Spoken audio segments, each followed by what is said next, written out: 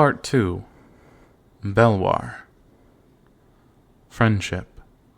The word has come to mean many different things among the various races and cultures of both the Underdark and the surface of the realms. In Menzoberranzan, friendship is generally born out of mutual profit. While both parties are better off for the union, it remains secure. But loyalty is not a tenet of drow life, and as soon as a friend believes that he will gain more without the other, the union, and likely the other's life, will come to a swift end. I have had few friends in my life, and if I live 1,000 years, I suspect that this will remain true. There is little to lament in this fact, though, for those who have called me friend have been persons of great character, and have enriched my existence, given it worth. First, there was Acnafane, my father and mentor, who showed me that I was not alone, and that I was not incorrect in holding to my beliefs.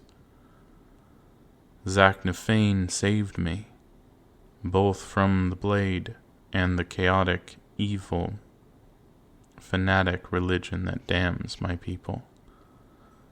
Yet I was no less lost when a handless deep gnome came into my life, a Svirfneblin that I had rescued from certain death many years before at my brother Dynan's merciless blade.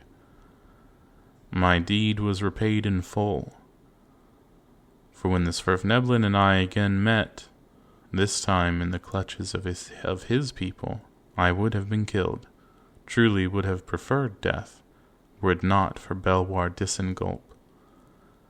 My time in Blingdenstone, the city of the deep gnomes, was such a short span in the measures of my years. I remember well Belwar's city and his people, and I always shall. Theirs was the first society I came to know that was based on the strengths of community, not the paranoia of selfish individualism. Together, the deep gnomes survive against the perils of the hostile Underdark, labor in their endless toils of mining the stone, and play games that are hardly distinguishable from every other aspect of their rich lives. Greater, indeed, are pleasures that are shared. Driz Duerden. Chapter 7. Most Honored Burrow Warden. "Our thanks for your coming, most honored Burrow Warden," said one of the deep gnomes gathered outside the small room holding the drow prisoner. The entire group of Svirfneblin elders bowed low at the Burrow Warden's approach. Belwar Disengulp flinched at the gracious greeting. He had never come to terms with the many laurels his people had mantled upon him since that disastrous day, more than a decade before, when the drow elves had discovered his mining troop in the corridors east of Blingdenstone, near Menzoberranzan. Horribly maimed and nearly dead from loss of blood, Belwar had limped back to Blingdenstone as the only survivor of the expedition. The gathered Svirfnebli parted for Belwar, giving him a clear view of the room and the drow. To prisoners strapped in the chair, the circular chamber seemed solid, unremarkable stone with no opening other than the heavy iron-bound door. There was, however, a single window in that chamber, covered by illusions of both sight and sound, that allowed the Svirfneblin captors to view the prisoner at all times. Belwar studied Drizzt for several moments. "He is a drow," the Burrow Warden huffed in his resonant voice, sounding a bit perturbed. Belwar still could not understand why he had been summoned. "Appearing as any other drow. The prisoner claims he met you out in the Underdark," an ancient Svirfneblin said to Belwar.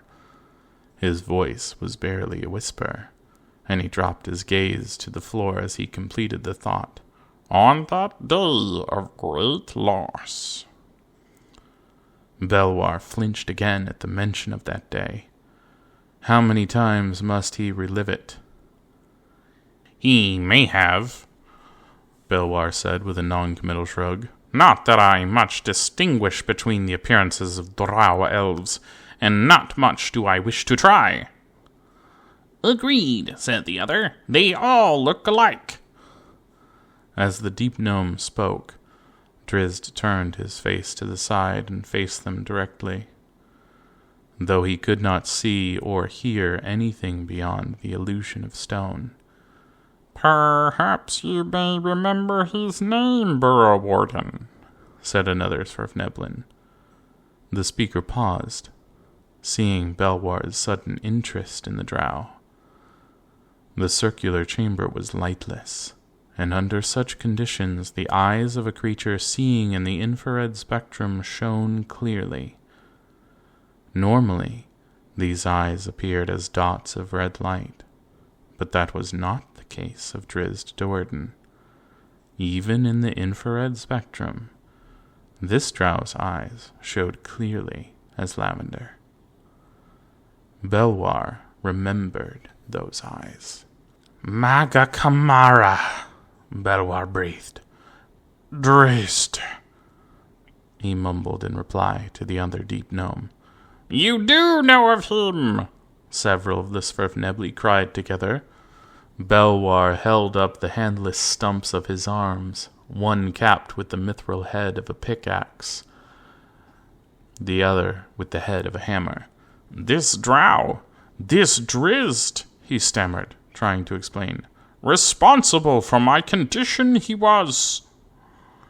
Some of the others murmured prayers for the doomed drow, thinking the Burrow Warden was angered by the memory. Then King Schnicktick's decision stands, one of them said. The drow is to be executed immediately. But this Drizzt, he saved my life, Belwar interjected loudly. The others, incredulous, turned on him. Never was it Drizzt's decision that my hands be severed, the Burrow Warden went on. It was his offering that I be allowed to return to Blingdenstone. As an example, this Drizzt said, but I understood even then that the words were uttered only to placate his cruel kin. The truth behind those words I know, and that truth was mercy. An hour later, a single Svirfneblin counselor, the one who had spoken to Drizzt earlier, came to the prisoner. It was the decision of the king that you be executed, the deep gnome said bluntly, as he approached the stone chair. I understand, Drizzt replied as calmly as he could. I will offer no resistance to your verdict. Drizzt considered his shackles for a moment. Not that I could. The Svirfneblin stopped and considered the unpredictable prisoner, fully believing in Drizzt's sincerity. Before he continued, meaning to expand on the events of the day, Drizzt completed his thought. I ask only one favor, Drizzt said.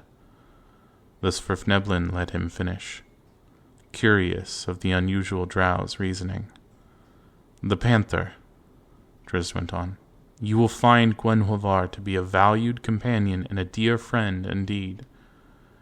When I am no more, you must see to it that the panther is given to a deserving master. Belwar Dissingle, perhaps. Promise me this, good gnome, I beg. The Svirfneblin shook his hairless head, not to deny Drizzt's plea, but in simple disbelief. The king, with much remorse, simply could not allow the risks of keeping you alive, he said somberly. The deep gnome's wide mouth turned up in a smile as he quickly added, But the situation has changed. Drizzt cocked his head, hardly daring to hope. The Burrow Warden remembers you, Dark Elf, the Svirfneblin proclaimed. Most honored Burrow Warden Belwar Disenkulp has spoken for you, and will accept the responsibility of keeping you. Then I am not to die? Not unless you bring death upon yourself. Drizzt could barely utter the words. And am I to be allowed to live among your people? In Blingdenstone? That is yet to be determined, replied the Svirfneblin. Belwar Disenkulp has spoken for you, and that is a very great thing. You will go to live with him. Whether the situation will be continued or expanded... He let it hang at that, giving an unanswering shrug. Following his release, the walk through the caverns of Blingdenstone was truly an exercise in hope for the beleaguered drow. Drizzt saw every sight in the Deep Gnome City as a contrast to Menzoberranzan. The Dark Elves had worked the great cavern of their city into shaped artwork, undeniably beautiful. The Deep Gnome City, too, was beautiful, but its features remained the natural traits of the stone. Where the drow had taken their cavern as their own, cutting it to their designs and tastes, the Svirfnebli had fitted themselves into the native designs of their complex. Menzoberranzan held a vastness, with a ceiling up beyond sight that Blingdenstone could not approach. The Drow city was a series of individual family castles, each a closed fortress and a house unto itself. In the Deep Gnome City was a general sense of home, as if the entire complex within the mammoth stone and metal doors was a singular structure, a community shelter from the ever-present dangers of the Underdark. The angles of this Svirfneblin city, too, were different. Like the features of the diminutive race, Blingdenstone's buttresses and tiers were rounded, smooth, and gracefully curving. Conversely, Menzoberranzan was at an angular place, as sharp as the point of a stalactite, a place of alleyways and leering terraces. Drizzt considered the two cities distinctive of the races they housed, sharp and soft like the features and the hearts, Drizzt dared to imagine, of their respective inhabitants. Tucked away in a remote corner of one of the outer chambers sat Belwar's dwelling, a tiny structure of stone built around the opening of an even smaller cave.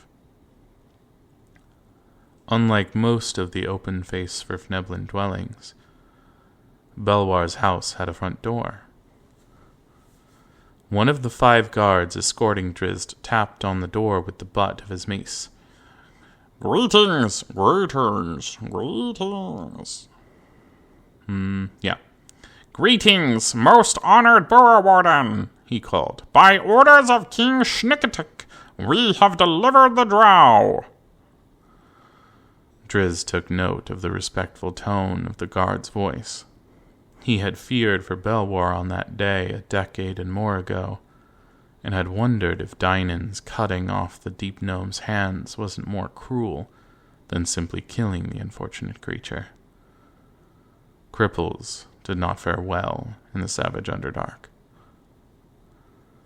The stone door swung open, and Belwar greeted his guests. Immediately his gaze locked with Drizzt's in a look they had shared 10 years before, when they had last parted. Drizzt saw a somberness in the Burrow Warden's eyes, but the stout pride remained, if a bit diminished. Drizzt did not want to look upon the Svirfnebli's disfigurement. Too many unpleasant memories were tied up in that long-ago deed. But eventually, the drow's gaze dropped down Belwar's barrel-like torso to the ends of his arms, which hung by his side. Far from his fears, Drizzt's eyes widened in wonderment when he looked upon Belwar's hands. On the right side, wondrously fitted to cap the stub of his arm, was the blocked head of a hammer, crafted of mithril and etched in intricate, fabulous runes and carvings of an earth elemental, and some other creatures that Drizzt did not know. Belwar's left appendage was no less spectacular. There, the deep gnome wielded a two-headed pickaxe, also of mithril, and equally crafted in runes and carvings, most notably a dragon taking flight across the flat surface of the instrument's wider end. Drizzt could sense the magic in Belwar's hands, and he realized that many other Svirfnebli, both artisans and magic users, had played a part in perfecting the items. "Useful," Belwar remarked, after allowing Drizzt to study his mithril hands for a few moments. "Beautiful," Drizzt whispered in reply, and he was thinking of more than the hammer and pick. The hands themselves were indeed marvelous, but the implications of their crafting seemed even more so to Drizzt. If a dark elf, particularly a drow male, had crawled back into Menzoberranzan in such a disfigured state, he would have been rejected and put out by his family, to wander about as a helpless rogue until some slave or other drow finally put an end to his misery. There was no room for apparent weakness in drow culture. Here, obviously, the Svirfnebli had accepted Belwar and had cared for him in the best way they knew how. Drizzt politely returned his stare to the Burrow Warden's eyes. "You remembered me," he said. "I had feared—" "Later we shall talk, Drizzt Warden," Belwar interrupted. Using the Svirfneblin tongue, which Drizzt did not know, the Burrow Warden said to the guards, "If your business is completed, then take your leave." "We are at your command, most honored Burrow Warden," one of the guards replied. Drizzt noted Belwar's slight shudder at the mention of his title. "The king has sent us as escorts and guards to remain by your side until the truth of this drow is revealed." "Be gone, then," Drizzt replied, his booming voice rising in obvious ire. He looked directly at Drizzt as he finished. "I know the truth of this one already. I am in no danger." "Your pardon, most honor—" "You are excused," Belwar said abruptly, seeing that the guard meant to argue. "Be gone." "I have spoken for this one. He is in my care, and I fear him not at all." The Svirfneblin guards bowed low and slowly moved away. Belwar took Drizzt inside the door, then turned him back to slyly point out that two of the guards had taken up cautious positions beside nearby structures. "Too much do they worry for my health," he remarked dryly in the drow tongue. "You should be grateful for such care," Drizzt replied. "I am not ungrateful," Belwar shot back, an angry flush coming to his face. Drizzt read the truth behind those words. Belwar was not ungrateful, that much was correct, but the Burrow Warden did not believe that he deserved such attention. Drizzt kept his suspicions private, not wanting to further embarrass the proud Svirfneblin. The inside of Belwar's house was sparsely furnished with a stone table and single stool, several shelves of pots and jugs, and a fire pit with an iron cooking grate. Beyond the rough-hewn entrance to the back room, the room within the small cave, was the deep gnome's sleeping quarters, empty except for a hammock strung from wall to wall. Another hammock, newly acquired for Drizzt, lay in a heap on the floor, and a leather mithril-ringed jack hung on the back wall, with a pile of sacks and pouches underneath it. "In the entry room we shall string it," Belwar said, pointing with his hammer hand to the second hammock. Drizzt moved to get the item, but Belwar caught him with his pick hand and spun him about. "Later," the Swiftneblin explained. "First, you must tell me why you have come." He studied Drizzt's battered clothing and scuffed and dirty face. It was obvious that the drow had been out in the wilds for some time. "And tell me, too, you must, where you have come from." Drizzt flopped down on the stone floor and put his back against the wall. "I came because I had nowhere else to go," he answered honestly. "How long have you been out of your city, Drizzt Do'Urden?" Belwar asked him softly. Even in quieter tones, the solid deep gnome's voice rang out with the clarity of a finely tuned bell. Drizzt marveled at its emotive range and how it could convey sincere compassion or inspire fear with the subtle changes of volume. Drizzt shrugged and let his head roll back so that his gaze was raised to the ceiling. His mind already looked down a road to his past. Years. I have lost count of the time. He looked back to the Swiftneblin. Time has little meaning in the open passages of the Underdark. From Drizzt's ragged appearance, Belwar could not doubt the truth of his words, but the deep gnome was surprised nonetheless. He moved over to the table in the center of the room and took a seat on a stool. Belwar had witnessed Drizzt in battle, had once seen the drow defeat an earth elemental. No easy feat. But if Drizzt was indeed speaking the truth, if he had survived alone out in the wilds of the Underdark for years, then the Burr Warden's respect for him would be even more considerable. "Of your adventures you must tell me, Drizzt Do'Urden," Belwar prompted. "I wish to know everything about you, so that I may better understand your purpose in coming to a city of your racial enemies." Drizzt paused for a long time, wondering where and how to begin. He trusted Belwar. What other choice did he have? But he wasn't sure if the Swiftneblin could begin to understand the dilemma that had forced him out of the security of Menzoberranzan. Could Belwar, living in a community of such obvious friendship and cooperation, understand the tragedy that was Menzoberranzan? Drizzt doubted it, but again, what choice did he have?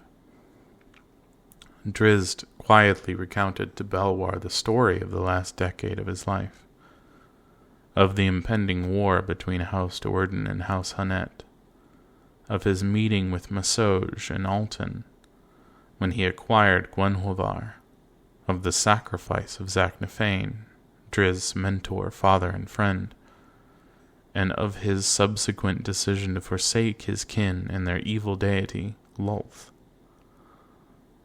Belwar realized that Drizzt was talking about the dark goddess the deep gnomes called Lolth, but he calmly let the regionalism pass. I mean, yeah, 'cause you spelled it the same. Okay, whatever, moving on.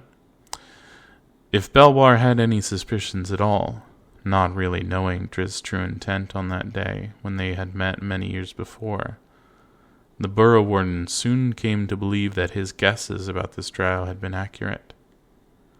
Belwar found himself shuddering and trembling as Drizzt told of life in the Underdark, of his encounter with the basilisk, and the battle with his brother and sister. Before Drizzt had even mentioned his reason for seeking the Swiftnebli, the agony of his loneliness and the fear that he was losing his very identity in the savagery necessary to survive in the wilds. Belwar had guessed it all. When Drizzt came to the final days of his life outside of Blingdenstone, he picked his words carefully. Drizzt had not yet come to terms with his feelings and fears of who he truly was, and he was not yet ready to divulge his thoughts, however much he trusted his new companion. The Burrow Warden sat silently, just looking at Drizzt when the drow had finished his tale. Belwar understood the pain of the recounting. He did not prod for more personal information, or ask for details of personal anguish that Drizzt had not openly shared. Maga Kamara, the deep gnome whispered soberly. Drizzt cocked his head. By the stones, Belwar explained. Maga Kamara. By the stones, indeed, Drizzt agreed. A long and uncomfortable silence ensued. A fine tale it is, Belwar said quietly. He patted Drizzt once on the shoulder, then walked into the cave room to retrieve the spare hammock. Before Drizzt even rose to assist, Belwar had set the hammock in place between hooks on the walls. Sleep in peace, Drizzt Warden, Belwar said as he turned to retire. No enemies you have here. Oh, one more time. No enemies have you here. No monsters lurk beyond the stone of my door. Then Belwar was gone into the other room, and Drizzt was left alone in the undecipherable swirl of his thoughts and emotions. He remained uncomfortable, but surely his hope was renewed.